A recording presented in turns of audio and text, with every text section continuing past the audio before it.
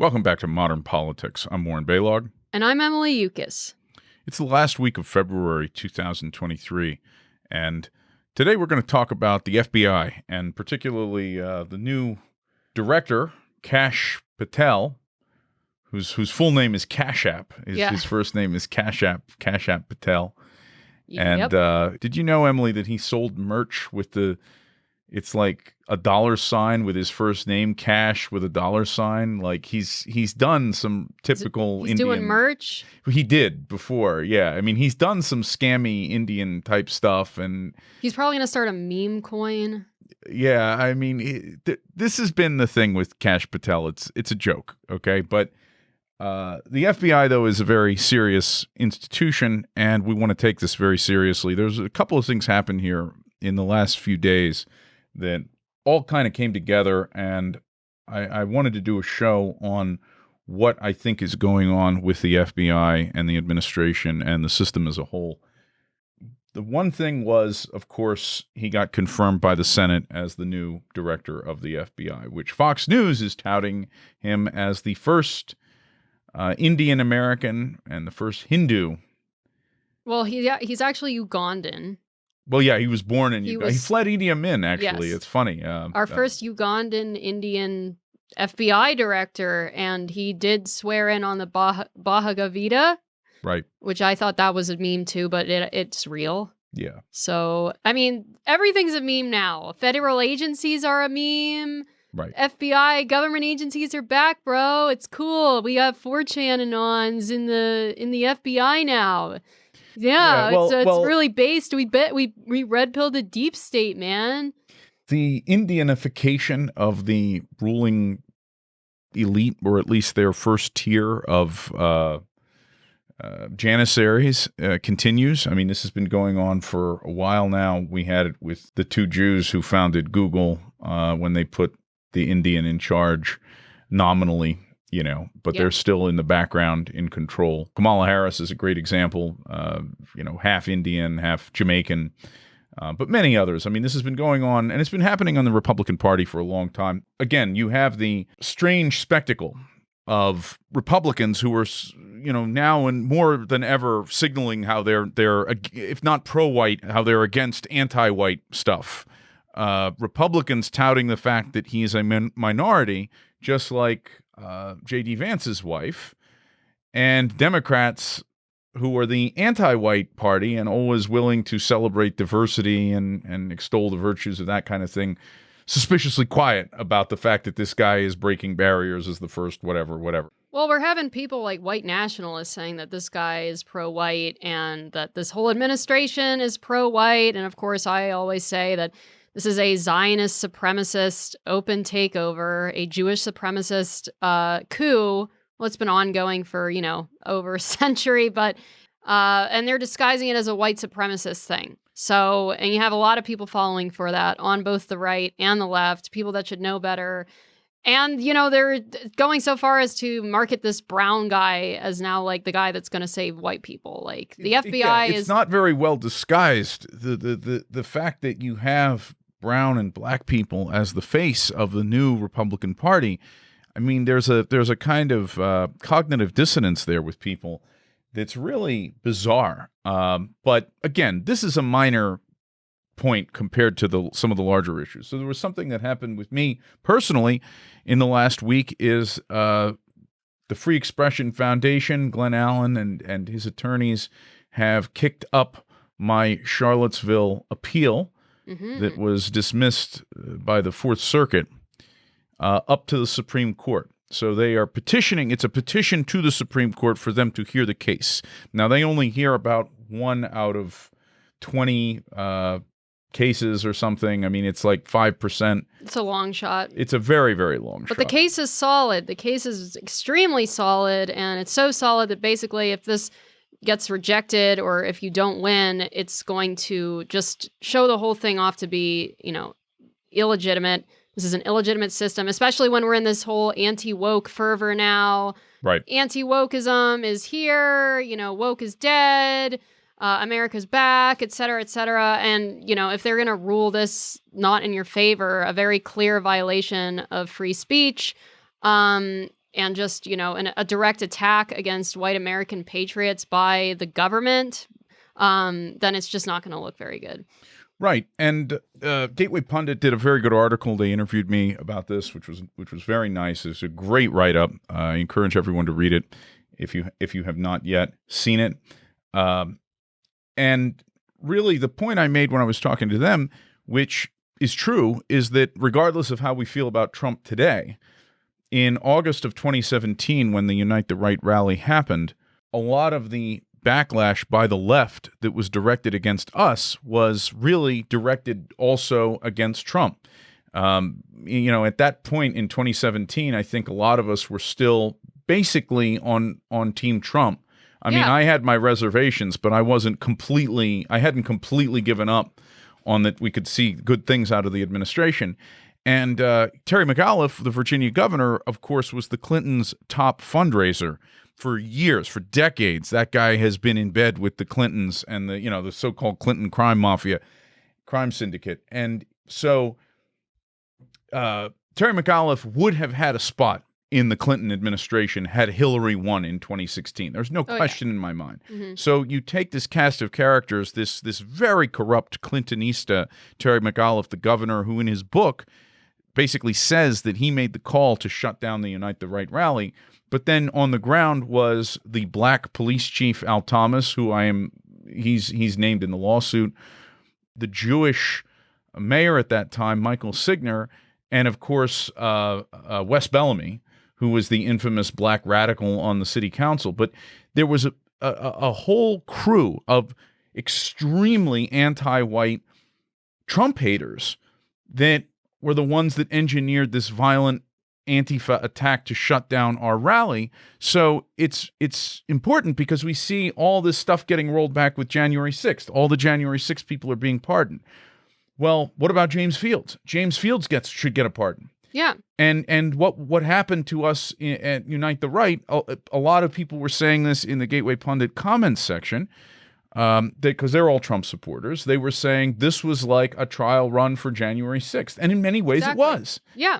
People forget that, the Charlottesville did happen under the Trump administration. He was president when that happened. All the statues that got torn down and melted all happened during Trump's first term. The Floyd riots happened during Trump's first term. I mean, people have this disconnect that the worst excesses of the woke stuff all had its rise during Trump's first term. That's when that all became normalized. That's when that all accelerated. And of course, it peaked during the Biden era, and now it's being rolled back. But I mean, it was allowed to fester and accelerate and terrorize the country during Trump's first term, a lot of which was propagated by the FBI. Yeah, and it was Trump's FBI at that time. I mean, he was in charge of the FBI. He could have fired. He did actually fire a couple of FBI directors, but it wasn't for the reasons that we're talking about. And it was still an ongoing terror, but now it's different. Well, now it's all different. There was this plus the Kash Patel thing, and then the thing that really set me off was Elon Musk once again, and this is something we've talked about many times on this show, but Elon Musk once again basically bad-jacketed Patriot Front.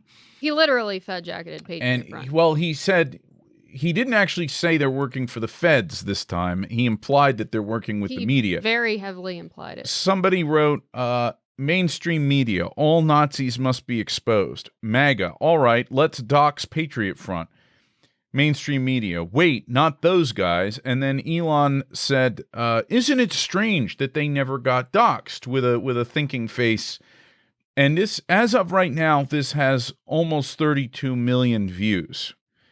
Now, yeah, a couple of things. One, Patriot Front members have been arrested and doxxed, and Elon Musk knows that, and the whole Conservatism Inc. knows that. They know who a lot of these guys are. The whole U-Haul spectacle happened. It happened in Coeur d'Alene when they were arrested. Thomas Rousseau is out there. He's explained who he is. He regularly does interviews now where he talks about what Patriot Front is, what their purpose is, what they're trying to do. So this is something that you can Google it and find out that that's not true. So Elon Musk, now he is part of Doge and this administration.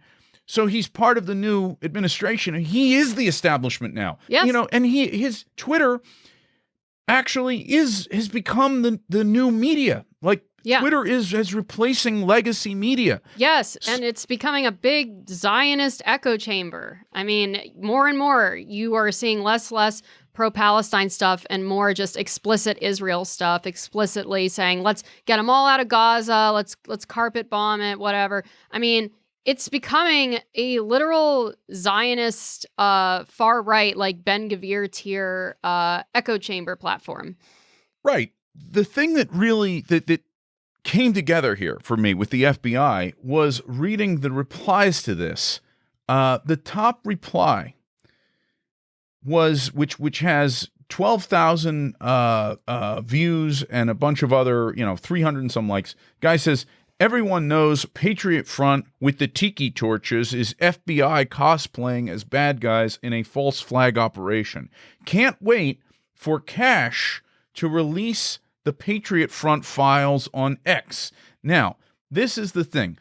In the responses to the article that Gateway Pundit did about my lawsuit, and also multiple places in response to this Elon Musk tweet and the discussion about Patriot Front, I keep seeing people say, well, now Kash Patel is going to blow the lid off this and expose Patriot Front as the feds that they are. Yeah, Kash Patel is going to open up the archives on Charlottesville and show us what the feds were doing. Yeah, it's hard to wrap your mind around. It's like this is going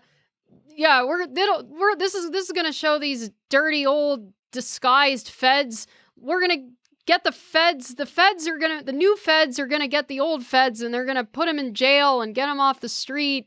It's hard to wrap your mind around. I guess that's the logic, because we see, of course, the usual, and I think a lot of them are probably bots or bad actors or Jews, but you see the usual, oh, well, they're fit and in shape, and they're wearing masks, and no one who is MAGA is fit and in shape, so that's how you know they're feds. Well, there's that, and it's also they're wearing khaki pants. Apparently, they take a picture of the feds, and then they take a picture of Patriot Front. They're both wearing shirts and khaki pants, so that must mean that they're feds. I mean, basically, they're just saying that any fit white men wearing American flag, waving American flags and doing like a peaceful rally must be feds, and it must be a Fed operation. And now we're going to have based brown FBI agent Kash Patel, who's going to blow this all out of the water and get rid of these obvious feds, which look, identical to your average Trump supporter. So it's very ridiculous. Yeah, I mean, Patriot Front did at least five demonstrations in 4 different states this past weekend. Rousseau was out there in Houston, out in front of Ted Cruz's office, protesting Ted Cruz's immigration policies. So, Elon knows, they know who they are, and he is deliberately Fed jacketing them. And you have these people actually calling for them to. There was one tweet I saw where the side guy said they should be executed. He said that these are bad people, they're feds, and they should be executed. Yeah. So this is so hard to wrap your mind around. So just get it. So the feds are not the feds, and the white American patriots on the street protesting for their country are the feds. So, yeah. Well, what I said was these people are suspicious that Patriot Front guys are feds because they are fit and carrying an American flag. But it never occurs to them that the guy that's actually being sworn in as the new head of the FBI is a Fed. And that's the thing here that really is troubling, because this isn't just about, Indian brown guy as the head of the FBI, and this isn't about, conservatism, Inc., Fed jacketing, Patriot Front again. I mean, what else is new? The real thing that is dangerous about what we have here is this is about the FBI's redemption arc in the minds of white America and the system generally, the anti-white system.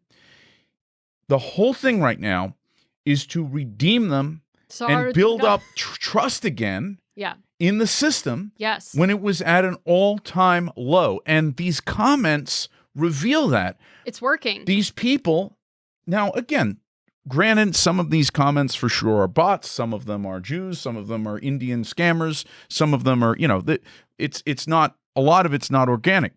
But a lot of them are really just stupid boomers.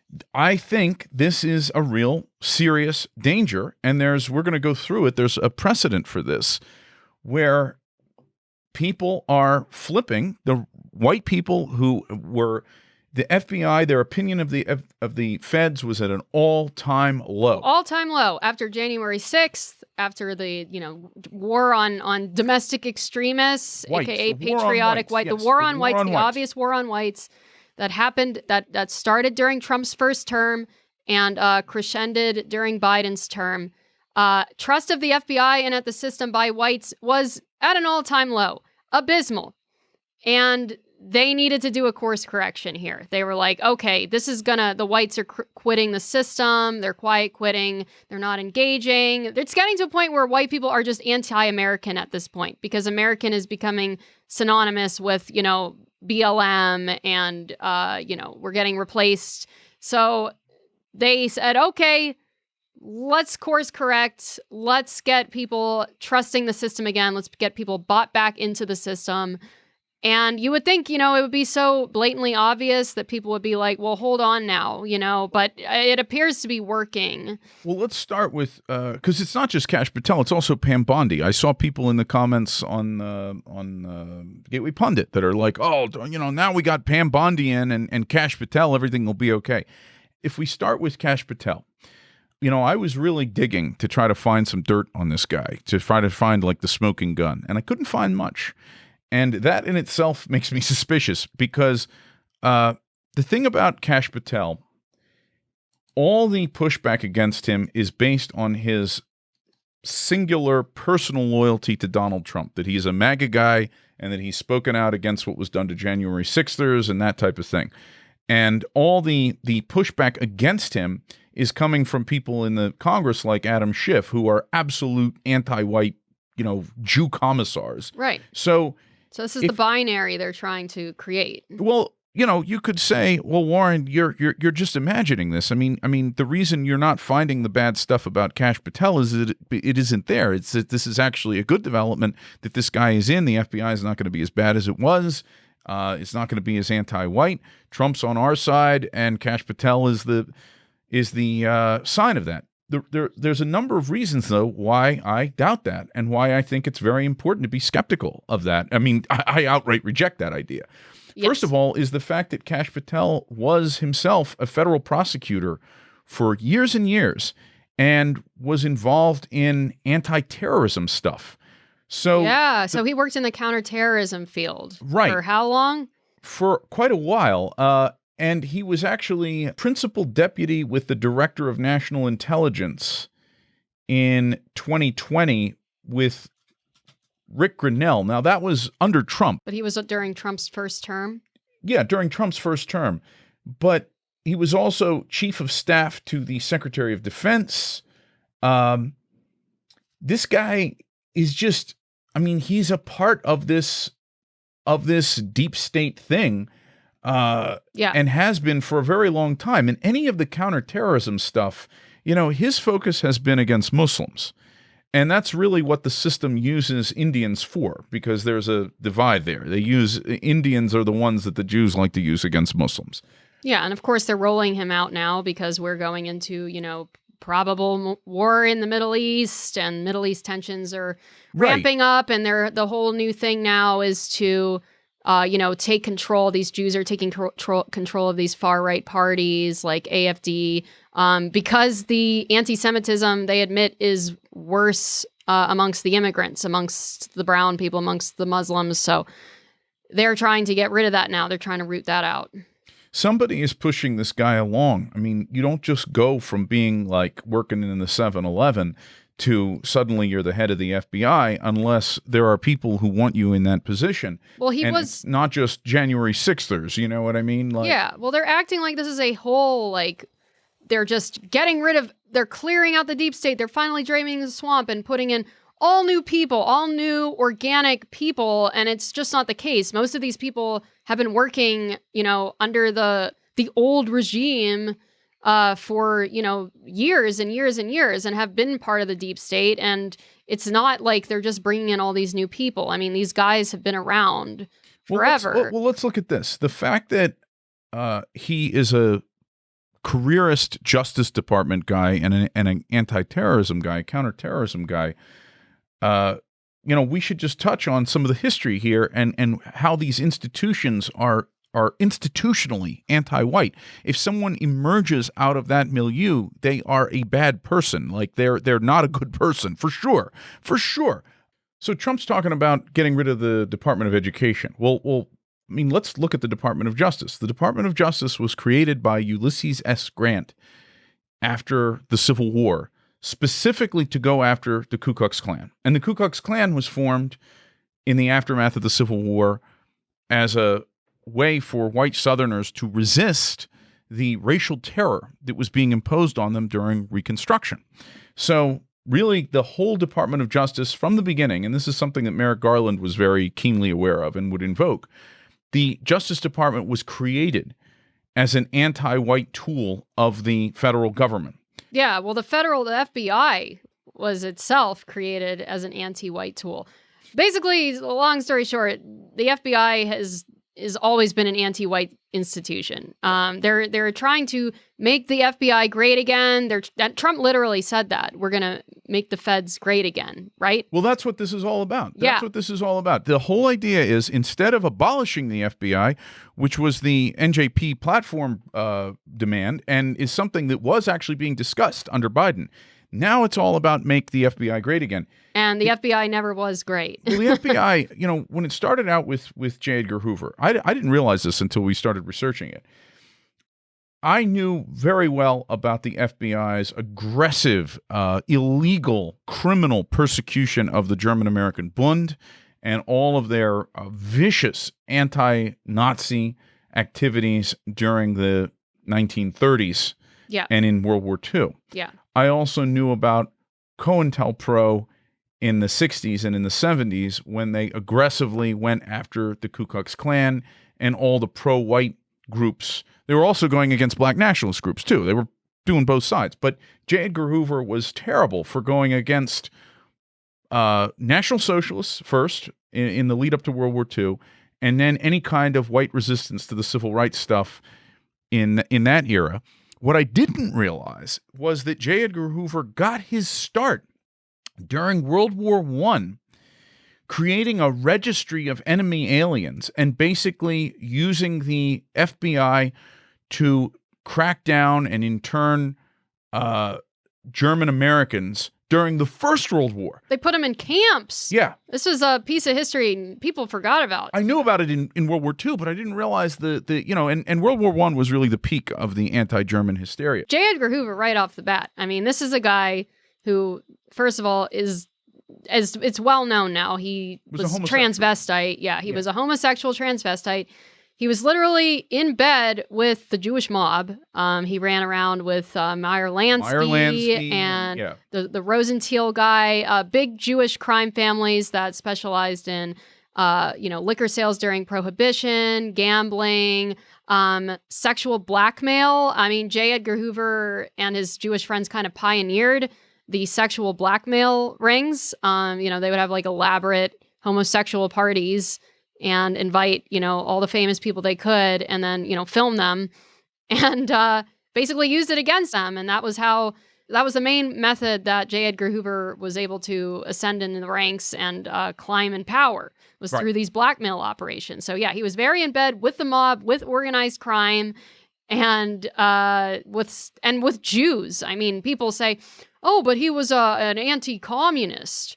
Well, I mean, there was a very strong anti-communist Jewish faction. They went after communism and fascism, basically. Yeah, they were anti-communist for sure. I mean, not in the lead up to World War II when they were allied with communism, but then once they had beaten fascism, then they were very anti-communist for a time there. But the problem with when you start getting into criticism of J. Edgar Hoover and the FBI, often what you will find is leftists talking about how FBI informants enabled anti-black violence during the civil rights era, and how during the church committee hearings, the famous informant that was implicated in the bombing of the church that killed the 4 little black girls. I mean, the other guys who were convicted of that say this guy is the one who did it. So it was actually an FBI informant that planted the bomb. He was an agent provocateur. But so the left will point to this to show how the FBI was racist, how they were persecuting Martin Luther King, how they were secretly against the civil rights struggle. The reality is not quite so simple. J. Edgar Hoover and the FBI were determined to do what was in the interests of this system, which was anti-white and was forcing integration and forced busing and forced housing and breaking the resistance to this anti-white terror during that period. But what they also didn't want was some sort of, I mean, they called it in the COINTELPRO documents a black messiah figure to rise up. They didn't want the blacks forming their own thing and either splitting off, or in Martin Luther King's case, protesting the Vietnam War, creating like a black resistance to the Vietnam War. Yeah. So they wanted to destroy, both ethnic groups, both racial groups by pitting them against each other, forcing them to integrate. The point is that the FBI was aggressively anti-nationalist, anti-white nationalist, anti-national socialist, anti-white German, Southerner. Yeah. I mean, the FBI has been against us and our people and our people's right to have our own sovereignty from the beginning, and has a terrible record of this. Now, yeah, and it was also incredibly Jewish and intrinsically tied up with the Jewish crime underworld. Now, fast forward to the 1990s, and I think this is when the FBI really hit a low point in terms of its public relations with white America. That was, we had Janet Reno as the Attorney General, horrible, evil woman. And then there was the shooting at Ruby Ridge, where Vicki Weaver and Randy Weaver's son were, his family, members of his family were assassinated by the FBI, a terrible atrocity. I think that happened under Bush Sr. And then there was the Waco attack, the Branch Davidian compound, where the FBI basically just stormed it and killed civilians. Dozens of people were killed. Yeah, of course, there was the big shootout with Bob Matthews. So there was a big war between, the Order, the authentic white nationalist organization. The Silent Brotherhood, yeah. Yeah, versus the FBI. Right. That sort of captures, I mean, if you read the Turner Diaries, it captures the mindset of that time, of that period, towards the FBI and towards the feds. But it wasn't just white nationalists. It was the militia movement was here huge in the 90s. I mean, Timothy McVeigh in many ways was a product of this white nationalist, but militia, like this very anti-federal government, anti-Fed, don't trust the feds. The feds are bad guys. They don't like you. Yeah. Now, what changed all this? 9/11. 9/11 is the thing where the entire relationship here changed between white America, right-wing white America, and the feds. And I really believe, Emily, that so much of what happened in the immediate aftermath of 9/11, the creation of the Department of Homeland Security, right? The Patriot Act, all the things, the overreach that was done there, really was Dick Cheney specifically singled out the Church Committee in 1975 as he blamed that on the reason why they didn't have the intelligence to predict what happened on 9/11, because there were all kinds of rules put in place about domestic spying and surveillance, that you can't do this, you can't do that. Yes, but it was marketed as this is a war on, terrorists, foreign terrorists. Right. And as always, the war on foreign terrorists, the stuff they use to target foreign terrorists and the enemies of America, are always turned back on the American people. Yes, and this period was, in many ways, there was a time of sort of mass hysteria.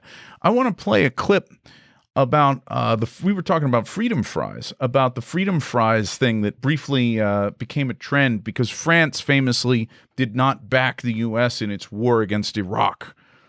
So there was, among right-wing white people, there was this thing to rename French fries freedom fries. Let's play this. Want to get to Washington right now. The refusal of France to support the U.S. in Iraq, triggering a symbolic protest. Instead of offering French fries, some restaurants across the country now calling them freedom fries. That message also being heard in Washington, now being served in congressional cafeterias. Freedom fries, and instead of French toast, you can get freedom toast. We ran across this story coming to us from Beaufort, North Carolina, where a certain restaurant there is now saying they're not going to be serving any more French fries. That's what we're hearing, and Neil Rowland is he's the operator of this restaurant. It's Cubby's in Beaufort, North Carolina, and there's Neil. He's joining us now live to tell us what this is all about. Hey, Neil, where'd the idea come from? We opened up our menu and the word French just took us and grabbed us. So all of a sudden we decided, you know what we're going to do? We're going to change our French fries to freedom fries in support of our president, also our troops, to show support. How do you feel about France? I think France in their position against the war in Iraq, I don't really support France in their decision. They've always been a weak nation in my mind, and they're nothing special, really. I think it's kind of dumb that France just isn't on our side and they're supposed to be. It's understandable that they did something like that. I don't necessarily agree with it. I think it's, considering that everything that we've done for them, they could have backed us up. Our hatred for France has gone so far that we have claimed to have liberated their fries and their toast. French fries and French toast are now known as freedom fries and freedom toast. So this really gets at, and then the thing of support our troops. That was the slogan, support our troops, with the little yellow ribbon. And this isn't the first time they did this huge wave of American propaganda. This was one of the big things after 9/11. But if you go all the way back to World War I, they had this huge like wave of pro-American propaganda, pro-war propaganda, bullying people that were non-interventionist, renaming foods. I think they called sauerkraut Liberty cabbage. So like these tactics, these like propaganda, like pro-war tactics that get people to buy back into the government and trust America. This is a thing they've been doing. It's a real strong pattern that they've been doing for like over a century. Yeah. And that really, when you look at that sort of reset with white America and their opinion of the Justice Department and the FBI, their trust in it, their trust in the system, Dick Cheney and the neocons aggressively used the moment after 9/11 to reset white America's, and right-wing white America in particular, their relationship with the FBI, the Justice Department, the feds, the whole system. Yeah. And so you had people who prior to that would have been the feds are bad. I experienced this personally. I wrote a letter to my local paper in the aftermath of 9/11 where I said that, the Iraq war, we shouldn't go to war against Iraq, that this is all these neocons and they have a specific pro-Israel agenda, etc. And, the area where I grew up is very right-wing, white West Virginia people, a lot of people in the military. And I had one super patriot, I'll never forget this. He wrote into the paper arguing with me and saying that people with those opinions need to be watched. They need to be carefully watched. And this reminds me of the people that were yesterday under Biden saying that Patriot Front are all feds and we can't trust Patriot Front because they're feds. Now are saying, feds, please watch Patriot Front, arrest Patriot Front, execute Patriot Front. Oh yeah, because these are the good feds, and it's like really mind-boggling. And of course, this area, they should have listened to your letter, because this area got absolutely destroyed from that war. I mean, between the people that got deployed over there and then when they came back, and the opioids that got, pushed on everybody, all the veterans got addicted to that stuff. So yeah, they should have listened to you. And now they want to do it again. Now they're trying it all over again. So that's the critical time to understand the switchover. I mean, it happened, although there wasn't a war. It happened in a similar way in the 1980s when Ronald Reagan got elected. Yes. Because trust in the system and faith in the system by white people was reaching an all-time low during the 1970s. Yeah, when crime was running rampant, drugs. Everyone was seeing the effects of the Civil Rights Act was had been fully set into this country. So they brought out Reagan, and it's not a secret that the thing that they're doing now with Trump is like echoes of Reagan. Right. And Reagan ended up passing an amnesty. Reagan, normalized a lot of the anti-white stuff of the 60s and 70s, as we've talked about many times on this show.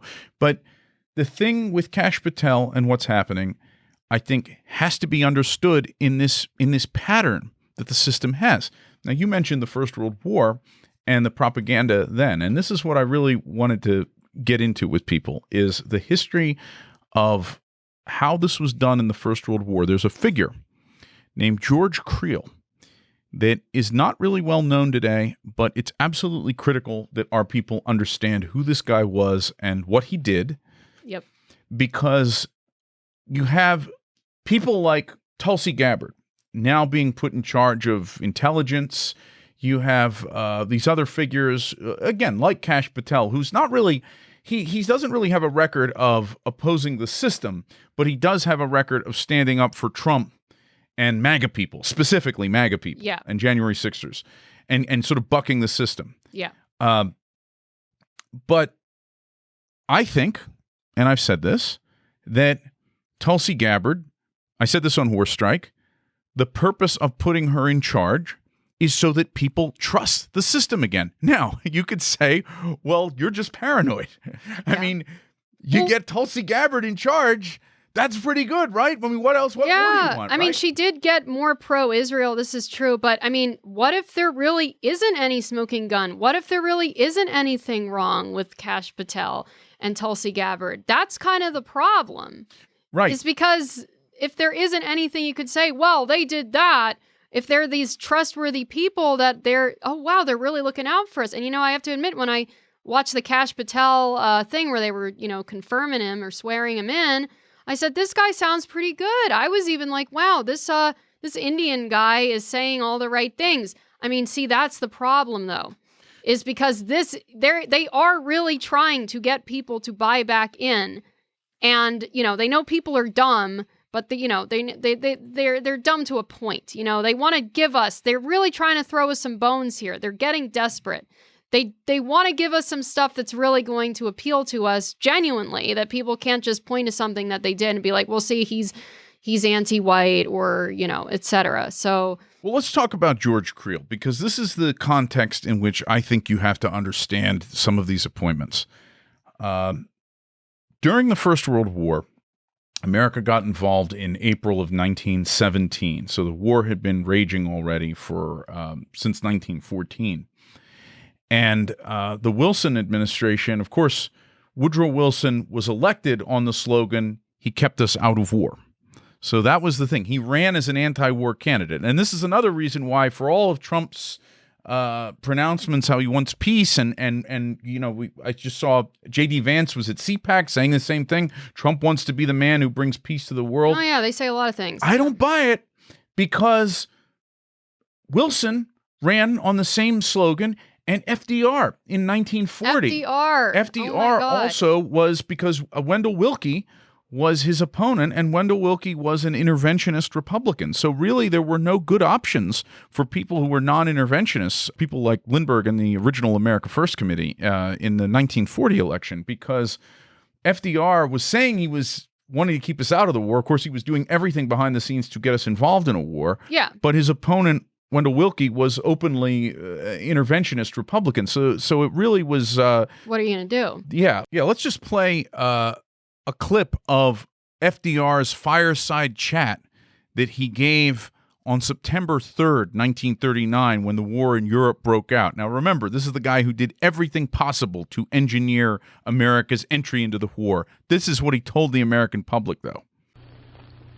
I have said not once, but many times, that I have seen war and that I hate war.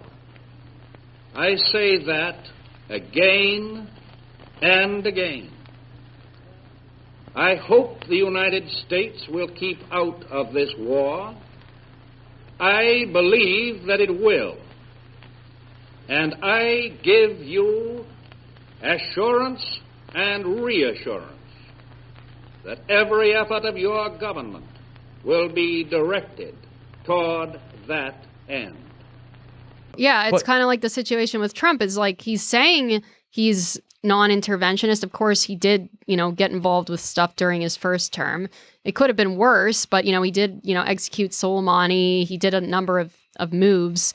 Of course, the thing with Jerusalem, moving the embassy, and all the stuff that he did with Israel resulted in the unrest that led to October 7th. So, he's also, even now, doing stuff in there, meddling, setting stuff up for great conflict. Right. While saying that he is anti-interventionist, when he literally made the most interventionist policy ever, which is like, annexing Gaza or taking over Gaza, Right. So, Right. Again, the stuff that they say a lot of things. I don't trust what they say. I never trust what they say. So the background there, Wilson says he runs on, I'm going to keep us out of the war. He gets us into the war.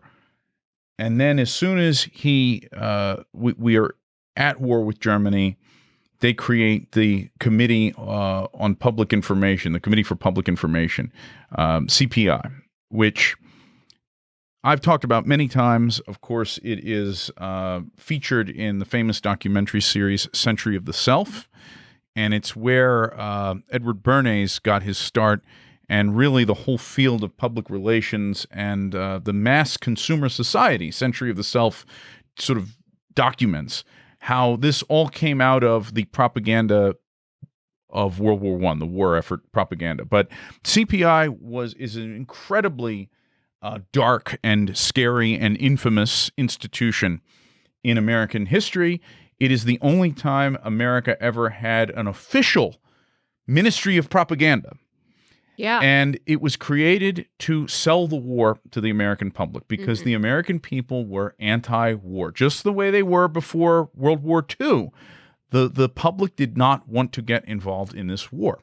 Yeah. So CPI's whole job was to sell the war to people, and they did it with all kinds of sinister methods. I mean, it was truly something straight out of 1984, the mass mobilization of public opinion, the mass war hysteria that was created, and this is where Liberty Cabbage and all that came from. Yeah, well, by attacking American citizens, by attacking German Americans, which are a huge, I guess the second largest ethnic group besides Anglos in the United States.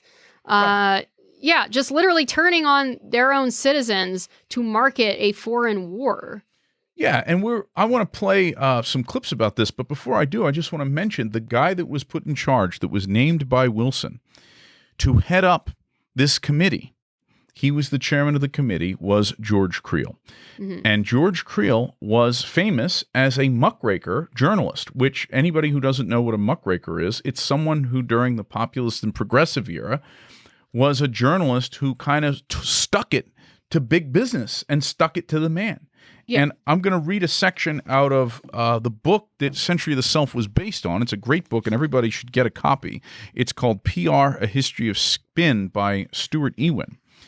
And this is what he said about George Creel.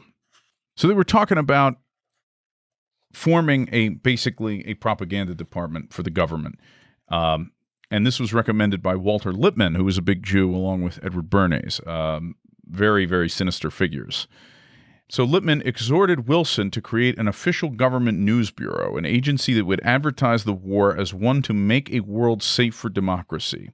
In wartime, Lippmann added cryptically, it is necessary to nurture a, quote, healthy public opinion.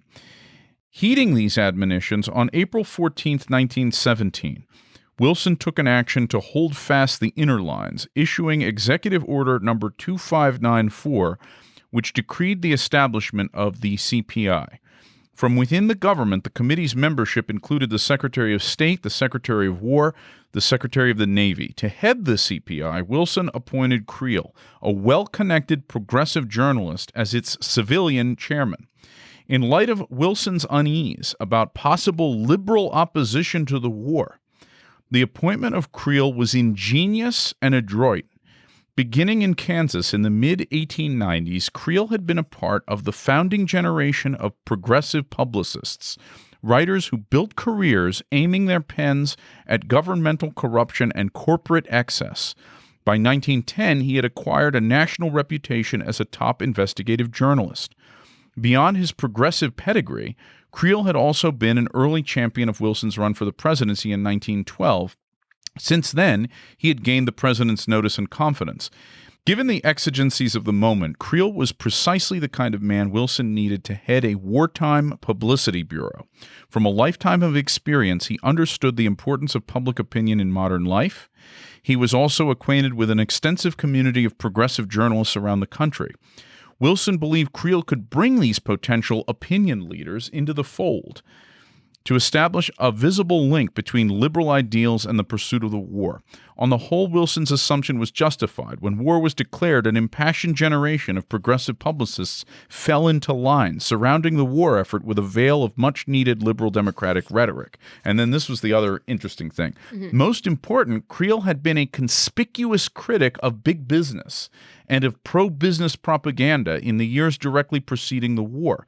It was Creel who, after all, in Harper's Magazine, had written a scathing critique of the Rockefeller interests and of Ivy Lee's role as the Rockefeller family's mouthpiece following the Ludlow massacre. In a political milieu in which skepticism about a capitalist's war was rife, who better to place at the helm of a propaganda ministry than a man whose anti-big business credentials were immaculate? Right. So he was, it was like he was put there with the intent of tricking the public to get them to trust the system enough to go to war. Right. That is sinister. It's extremely sinister. And they did so many creepy things. I mean, we were reading about the posters and, of course, the 4-Minute Men, where they would have all these little, they had like 15,000 little mini orators around the country who would stand up in movie theaters and places and give these 4-minute little speeches, pro-war speeches. And people were like, oh, and like captivate the audience and like bully people if they like dissented. And I was saying, this is literally what Twitter is. I mean, Twitter is a platform filled with 4-Minute Men, except they're just doing it like 24 hours a day. Yeah. And a lot of them aren't even knowing that they're doing it, or they're not getting paid for it, but they're just, you know, useful tools to sell this new administration and to sell whatever is going to be done in this administration. I want to play just a short PBS clip about George Creel and about how the CPI sold the war, and also about the anti-German sentiment that was officially encouraged by the government. I mean, a mass hysteria, and it basically erased German-American identity from the United States. George Creel was a master of public relations. Creel was the head of something called the Committee on Public Information, which basically was a propaganda organization in World War I. Creel started off as a journalist in Missouri. He actually worked with Woodrow Wilson on his 1916 campaign based on the slogan, "He kept us out of war." We had actually spent 3 years staying out of the war. So suddenly in 1917, when we entered the war, one of the very first things that Wilson did was bring George Creel on to shift public opinion in support of the war. He had to convince the American people that this was a war worth fighting and that this was America's war. That's a hard thing to communicate. From the moment that the war broke out, there were posters everywhere. There were images everywhere you looked, very deliberately shaping public opinion. George Creel was working very much behind the scenes. Nobody knew who he was. He was not a prominent figure in the Wilson administration, but he had this profound influence. World War I is this moment where propaganda is used in a very heavy-handed way, but George Creel did it brilliantly.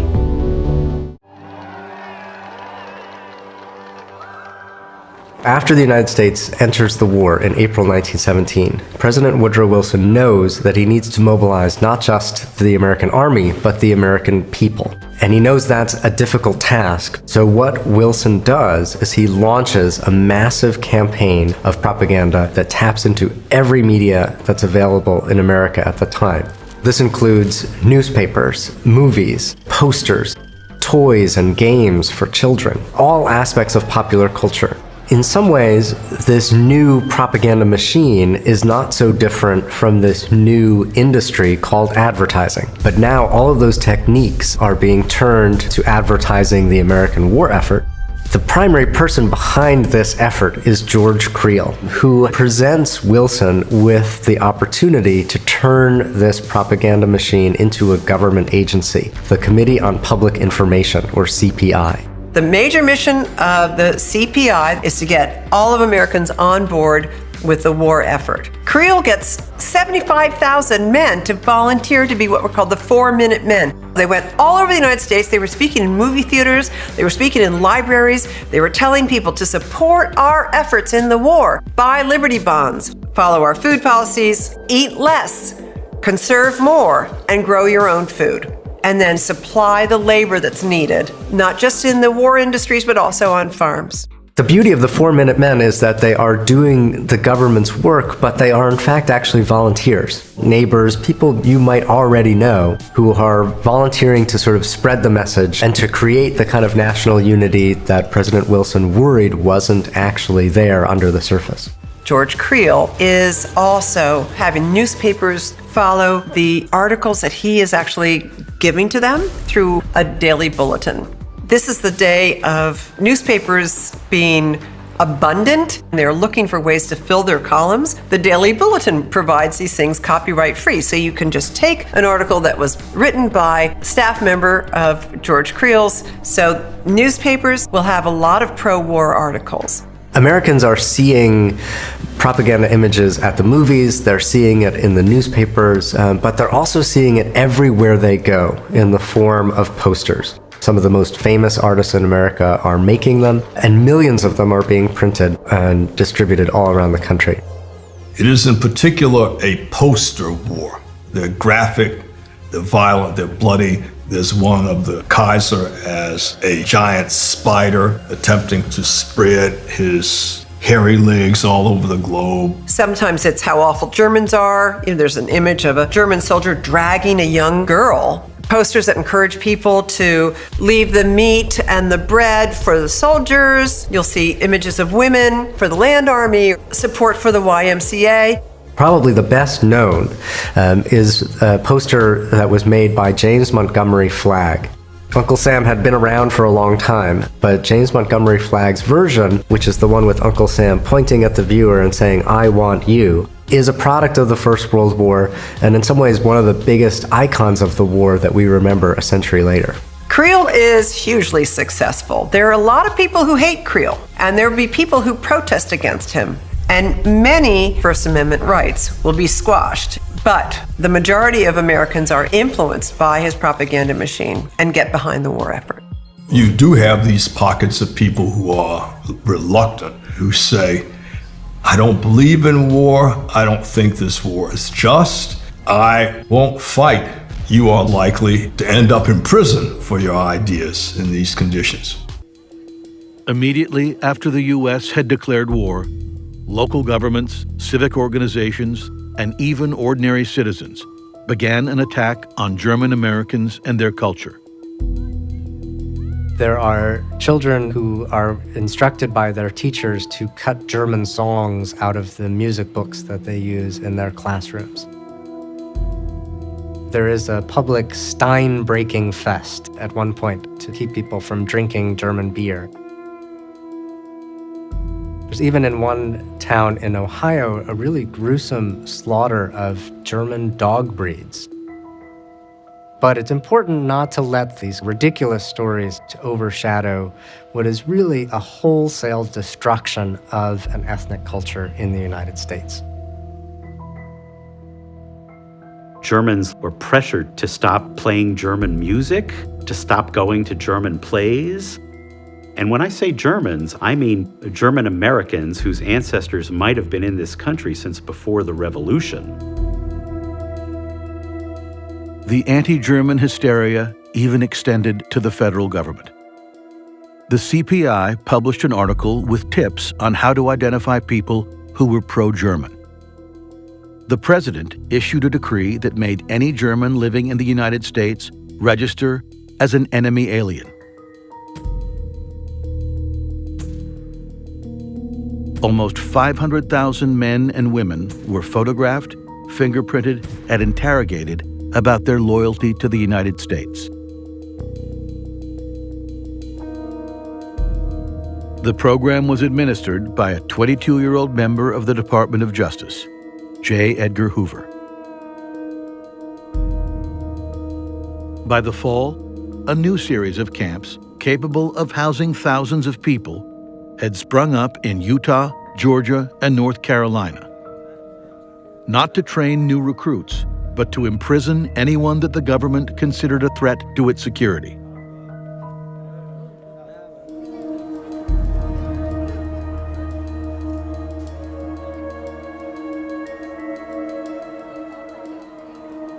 There was tremendous pressure on new immigrants to conform, to have American flags, to sing American songs.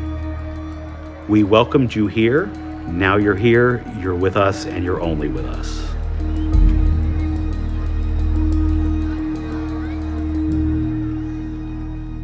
So we did a show, Emily, The American Ideology, and Yes. it is very important to understand this, that a lot of the stars and stripes kind of flag-waving liberty stuff that people think is as American as apple pie was really a product of the war hysteria of the First World War and the top-down creation of this Ministry of Propaganda, the Creel Committee, the CPI, that really the men behind it and were the most influential people were these absolutely devious Jews like Walter Lippmann and Edward Bernays. Yeah, the Stars and Stripes have become the symbol. I mean, they literally were intended to be the symbol to get white men to go die. Against Germany, Yeah. specifically against Europe and European culture and European people. And again, there was Hoover with the FBI doing it. There was the Justice Department, which went all the way back to the Civil War and Reconstruction. So, but they got this guy who had these This guy's different. anti-business. Yeah, he's different. He's different. He's one of us. You can trust him because he is an investigative journalist who has decades of experience fighting against the influence of big business. So this war is not big business's war, and it's a war that the progressives and the populists can get behind. This is a different kind of war. Right. And oh my God, it was the worst war ever. Wow. It's like, oh, gee, you think that they can't do this again? You think that, oh, this time it really is different. This time they really are fighting for us. Trump is fighting for us. Trump is an organic figure. I have to point out that Trump has direct ties to J. Edgar Hoover and the FBI and the Jewish mob and everything, because Roy Cohn, his greatest mentor, you know, if you watch the Apprentice movie that just came out, it's a great movie. He got everything he knew and was basically made by this criminal Jew fixer lawyer named Roy Cohn. And Roy Cohn was literally in bed with J. Edgar Hoover. Well, and with his circle of, it was like Hoover, Cohn, and like this other Jew. They were like the big three. Cohn weaseled his way in at a very young age. So Trump literally has direct lineage to this fundamentally Jewish, anti-white FBI department. Yeah. So yeah, besides the fact that, you know, his first term and everything. So, I mean, think a little bit. Do you think that there might be a possibility that this new organic administration clearing out the deep state, making the deep state based in red-pilled, you know, Elon Musk and everything, you think there might be a possibility that this is just like the same thing? This might just be a continuation of the same thing. They're just marketing it differently. So yeah, let's look at this chart. This chart really is the key chart to support everything we've said up to this point. This is a chart showing Americans' trust in government. I wanted to find one directly to do with the FBI, and they probably, you can find one, no problem. Because I know approval of the FBI was down to like 40%, I think. I mean, people just wouldn't. The FBI knocks on your door. No, you're I'm not not gonna talking talk to to him. Nobody's going to talk to the FBI. And see, this is where, again, when you look at the release of all the January 6ers, if this really was some kind of revolution or counter-revolution against the anti-white stuff, James Fields. why isn't James Fields or the McMichaels or any of these other people that we advocated for with the NJP, why aren't any of them being pardoned? Why aren't the statues going back up? Right. They're renaming the bases, the military bases that were all renamed. You know, they renamed like military bases in the South named after great Southern generals, which was done originally to get Southerners to buy into the idea of America, because Southerners always were, the best soldiers. So there was a big push. I mean, I've talked about, Emily, how the Klansman, Birth of a Nation, was released right up into the lead up of World War I, and Gone with the Wind was released right in the lead up to World War II. So yes, these pro-American propaganda efforts, they have this down to a science, guys. Where it's like suddenly the Confederacy is great again. Oh, yeah. Right when you need to ship a bunch of Southerners over to fight a foreign war, and then as soon as it's over, then it's all bad again. Right. So there are signs here that this isn't really that what happened with the January 6ers being pardoned is an attempt to redeem the federal government in the eyes of the people. Yeah, sir, please redeem the federal government. Yeah. Why aren't those statues going up? All those statues came down during Trump. Where are they now? People just forgot about it. They're just gone now. But this is the chart, Public Trust in Government, 1958 to 2024. This was published by the Pew Research Center. And it says public trust in the federal government, which has been low for decades, has increased modestly since 2023. As of April 2024, just about always was 2%, most of the time 21%. Last year, 16% said they trusted the government. So if you look at this chart, it starts out during the Eisenhower era, and 73% approve of the government and the job it's doing in 1958. And then it climbs up a little bit till Lyndon Johnson is elected. And then right after 1964, when Lyndon Johnson gets in, it starts this precipitous decline. Yeah, because the Hart-Celler Act, the Civil Rights Act, all the anti-white stuff starts getting passed. So yeah, the faith is going to go down. And the decline continues under Nixon and Ford and bottoms out under Carter. And in 1980, it actually hit its lowest point. Then Reagan gets in and it climbs and it climbs and it climbs up until about 1985. And then it starts to decline a little bit. And then it spikes again around 1991, George H.W. Bush. And then it drops off again. And then in the Clinton era, it's slowly creeping up. Now, it's still not... I mean, it actually hit its lowest point in 1994. Yeah. So it was really low. Now, again, think about that. The 90s. This is that period of Janet Reno, Waco, Ruby Ridge, the Clintons. So people really don't have any faith or trust in the federal government at the peak of Clintonism in the 90s. Now it's inching up.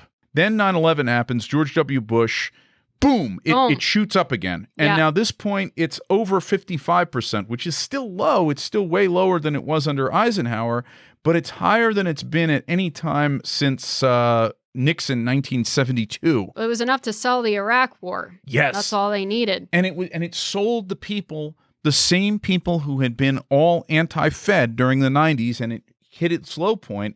Suddenly, the white masses are enthusiastically signing up for the Patriot Act, the Department of Homeland Security, counterterrorism measures, the rollback of the protections that were instituted after the Church Committee hearings in 1975. The white people signing up for it, this would then be used against them and weaponized against them the way the Justice Department has always done throughout its entire history, especially after Trump. Even then, though, during the whole Bush era, I mean, it was bad, but then it gets really bad and really bad and really bad under Obama and then under Trump. So you can see how it declines again as the war on terror wears on. Then we've got the 2008 crash, and it was low. It stayed really low under Obama. It ticked up a little bit under Trump, and then it was really low under Biden again. And I would say likely if you took this poll today, it would spike way up. Well, that's what they're trying to do. And it seems like it's only been a month, and it's amazing how quickly they have flipped the script here. Yes. Or they've done the illusion of flipping the script. The question is, are we wrong about this or are we right about this? I mean, the evidence is there. The previously anti-war candidates that then got in and then they became pro-war. The history of using a figure like George Creel to sell the idea of you can trust this government agency. Yeah. Are they doing that with Tulsi Gabbard? Are they doing that with Kash Patel? The anecdotal evidence that millions of right-wing white people that last year, if the FBI came to their door, they would tell them to, where to go, are today ready to call the FBI to report. Yes, and I have to bring up a couple weeks ago on Twitter, there was this whole big gay op that was going on where they were like, oh, let's report the leftists, because I guess Elon Musk was getting like death threats or something, or not even like real death threats, but just like vaguely threatening speech. There was this whole like witch hunt on the timeline of all these right-wingers like, let's call the FBI and report the leftists. Let's get revenge on the libtards. Let's call the FBI. And I was just like, this stinks to high heaven. I mean, this is like saying the FBI is based now. I mean, this was the first time that I started getting wind of all this stuff. Now it's really accelerating with Patel being sworn in. But the first inkling I saw of this was, a couple weeks ago when they were like, let's all call the FBI and report the libtards now. Oh boy, the FBI let's become snitches. It's based to be a snitch. It's based to snitch on people and put people in jail. It's based to be an FBI informant. Oh my God. And I'm just like, come on. But people were really getting in this fervor because they just want revenge so much on the libtards. Whatever gets rid of the libtards. And I think that the most important and telling moment of Kash Patel's statement to the Senate was when he specifically talked about trust. Let's play this. My time in the White House was preceded by my time right here in Congress as a staffer on the House Intelligence Committee, where I spearheaded the investigation that exposed serious FISA, Foreign Intelligence Surveillance Act, abuses by members of the Department of Justice and the Federal Bureau of Investigation. That misconduct eroded the public trust in our FBI. The erosion of trust, as Chairman Grassley pointed out, is all too low today. 40% of Americans have trust in the FBI. So again, if you fit that rhetoric in with what Pete Hegseth said about military recruitment, the whole thing with white recruitment falling through the floor in the military, and Tulsi Gabbard talking about rebuilding trust in the intelligence community. So the question is... Oh, you can trust me, sir. You can trust the FBI. We have all these indications, and we have this whole history, and then you have the Justice Department and the FBI as institutions, and what they've done, the Justice Department going all the way back to the 1860s, their record of being institutionally anti-white. So with all these indications, the question is, have they changed? Yeah. Has there been a fundamental change? And Stryker used the analogy, it's like a pedophile gets out of prison and is in your community, and you say, well, he's reformed, he's changed. Can you trust him around your kids? Yeah, Can you let's trust leave. Let's let the kids hang out at his house now. He's changed. He's reformed. This is what I said. Even if maybe a couple of these figures aren't just complete Zionist, anti-white smoking guns, which a great deal of them still are. But it's like, oh, maybe we get like one or two, Kash Patel, Tulsi Gabbard.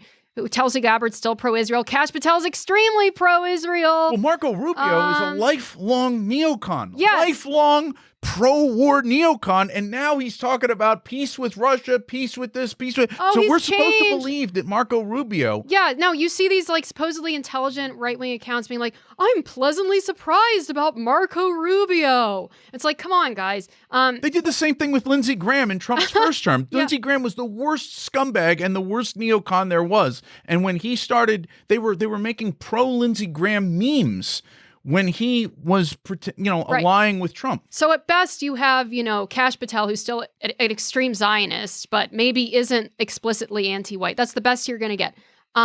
Even still, you must consider the grand framework. The grand framework of what is going on here is that Zionist billionaire Jews and their goy servants, Trump, Elon, J.D. Vance, are installing a big tech oligarchy that's policed by AI, Palantir. Their product is Palantir. Peter Thiel was the kingmaker for Trump. His product with Alex Karp is Palantir, which is an AI defense technology that partnered with Israel after October 7th to help murder Israel's enemies, okay? So the people that funded Trump and J.D. Vance's rise, their product is a product that murders the enemies of Israel, okay? So this is the grand framework that we're talking about here. And you're blackpilling? Yeah. With that framework, really nothing good can come out of that framework. Well, and the other indication that we have to pay attention to is what we covered before, that Benjamin Netanyahu is saber-rattling very hard against, well, everybody, but I mean, particularly with Iran. What I see happening is Israel either taking unilateral action on Iran, striking their missile sites, saying that, oh, you know, they're trying to get nuclear weapons, and then pulling the United States in behind it, or maybe the United States taking that action. But I mean, this whole crowd, this is my fear. If these white MAGA people can go from FBI is bad, Patriot Front are feds, you can't trust feds are the bad guy, to feds, please come arrest these people, execute these people, right? These people. If they can do that fast, and, you know, fortunately, it's probably mostly older people who are that, you know, Fox News watchers that are that. I don't think the young people are more cynical. But it's happening on Twitter, like I said, and Twitter's getting all ages. That's the main. Twitter has replaced. Fox News. Twitter sucks them all in, and then you have this little the 4-minute men. Electronic 4-minute men, these accounts constantly doing this. But the danger is, I think we are headed for some kind of a conflict in the Middle East. No matter what Trump says, we're already in a conflict. We're already in a conflict in the Middle East. We're already in one. Right. And they're pivoting towards China, of course, from Russia, very obviously, very nakedly. Their whole thing, I mean, so many of these people are basically China hawks, including people who pose as non-interventionists like Josh Hawley and others. So, well, see, they're marketing it as the enemies of America now, just as they always have. The enemies of Israel are the enemies of America. And even Kash Patel in his statement is saying, like, we will hunt down and kill the enemies of America, the people that want to do Americans harm, aka the people that want to do Israel harm or want to do Pam Bondi said. Pam Bondi wants to unleash the FBI on anti-Semites. And when you get these anti-terrorism people, again, the lessons after 9/11, the lesson of Homeland Security, is that when white people vote for or approve of or give their consent to a security police state to trample on rights, to investigate people, they want to get rid of FISA, which is also a product of the Church Committee. When white people sign up for this, it inevitably gets used against them. Right. And I think that's what we are obviously setting ourselves up for by giving any consent to the Trump administration. So yeah, but they really want our consent, and you can tell how desperate they are because you see at CPAC, Bannon's doing the little half-hearted salute. People are doing this is how desperate they are. They feel the need to do this. Bannon's like, ugh. You know, it was such a lackluster salute. Like I could hear his arm groan. But of course, at CPAC, he's saying, "Oh, the enemy of Israeli Jews are the American communist Jews," which is the whole framework they're pushing here now. We got to get the base right-wing Jews and the Israeli Jews. We got to save them by uniting white people. We all have to get rid of these communist, leftist, cut the USA, blah, blah, blah, blah, blah. If we're wrong, then what we're going to see is maybe the statues will go back up. Maybe the pardons will come down for people who have been victims of the anti-white system, not just Trump loyalists specifically. Maybe we will see the mass deportations. Trump certainly is very aware of the fact that, the headlines were bad, showing that deportation rates are down compared to Biden. Yeah, well, that's why everyone has to keep pushing. Stop. Don't like settle. Keep freaking flog them. And maybe he won't start a war or a conflict in the Middle East on behalf of Israel. But, and if we're wrong, tens of millions of people are going to be deported, and whites will be back on track to become a permanent majority in the United States. And I again, hope we that won't that have these happens. wars. Yeah. Yeah, I hope that But happens. if we are correct about this, then this is all part of a very insidious trick that the United States government has done before. And these people like Tulsi that are being put in place, or Kash Patel, are part of it. They're part of the George Creel thing to get you to trust this evil government that hates us and it wants to destroy us. You know, they need us right now. Yes. They need white America as much as they need to cut a deal with Putin. They need to cut a deal with white America. And, you know, in the same way that they're trying to pry Putin away from Iran and China, and hopefully Putin won't be so stupid as to fall for it, because it really is the pitch. Help us beat Our this one other enemy here so that we can go beat you beat again you. later. Yeah. Hopefully white Americans won't fall for this from the record of this government. The second they are done getting white America to help them beat their enemies abroad or wherever else, they're going to, once again, as they have countless times in the last 150 years, they're going to turn their guns again back on white America.